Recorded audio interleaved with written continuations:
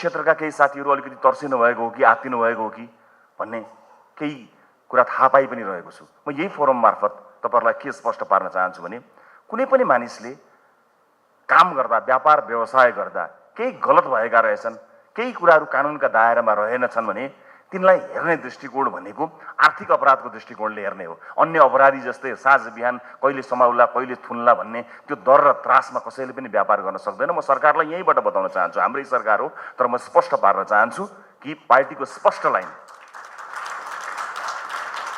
Party स्पष्ट छ। कसैले गल्ती गरेको छ, कमजोरी गरेको छ भने त्यो आर्थिक रूपमा गरेको गल्ती कमजोरीलाई आर्थिक अपराधका दृष्टिकोणले हेर्ने हो।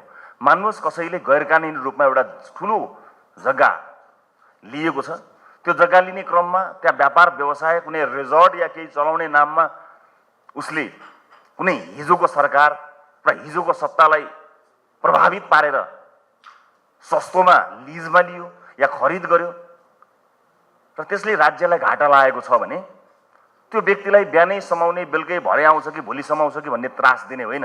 राज्यलाई कति घाटा लागेको बिल पठाउने हो, उसले बिल तिर्छ। हामी उसलाई थुनेर आफै धनी मान्छे छ त्यसलाई सरकारको भात खुवाएर के फाइदा? उसले जे अपराध गरेको हो त्यो अपराधको लागि उसलाई हामीले आर्थिक अपराधका दृष्टिकोणले हामीले हेर्ने हो। मलाई त्यस्तो लाग्छ। यो एकदम स्पष्ट कुरा हो। हुन सक्ला कहीँ कतै केही कमजोरीहरू सुरुवातका दिनहरूमा भएका होलान्,